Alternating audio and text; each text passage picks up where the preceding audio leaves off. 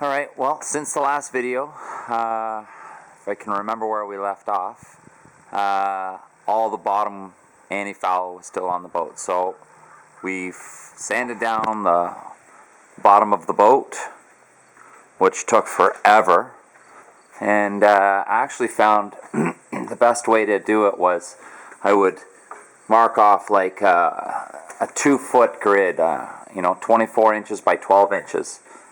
I did it with a marker. I did the whole bottom of the boat that had the anti-foul on it, and I would just do 2 square feet at a time and then change the pad, and I found that was about when the sandpaper had kind of reached its lifespan of usability. So once I made the grid, it just went so much, or it seemed to go so much faster that I would just be, I kind of knocked it down in sections.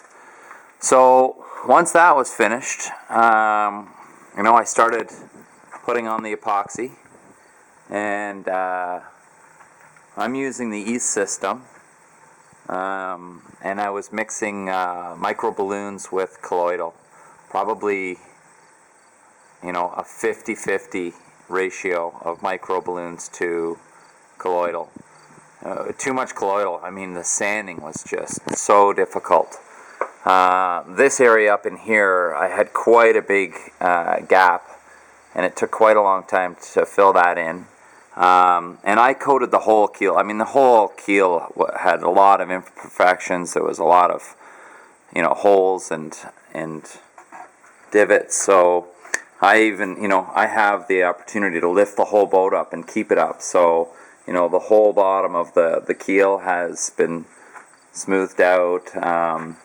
And I just finished sanding down the joint and finishing off the rest of the keel.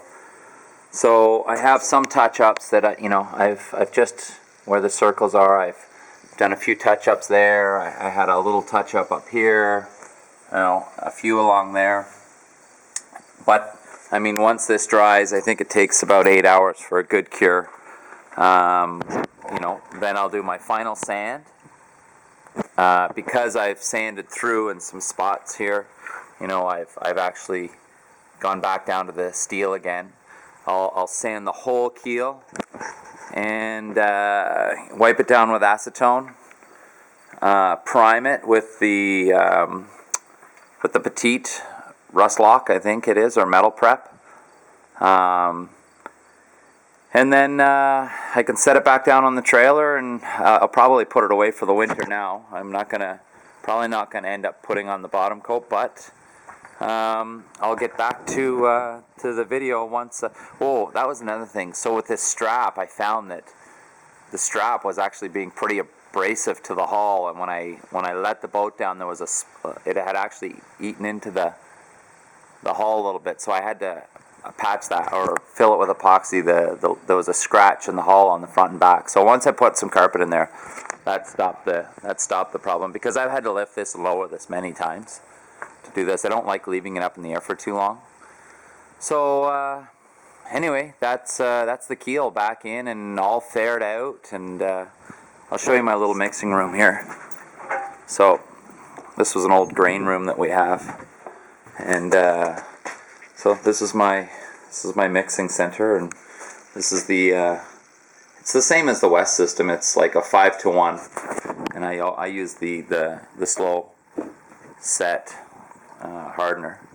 But yeah, so this is the Cabasol. So it's very, very dusty. That's the problem. And from what I've been told, it's like a small glass particle, so you really don't want to breathe it in, and then the micro balloons right here, and that makes it a little easier for the sandability. So I always wear a mask.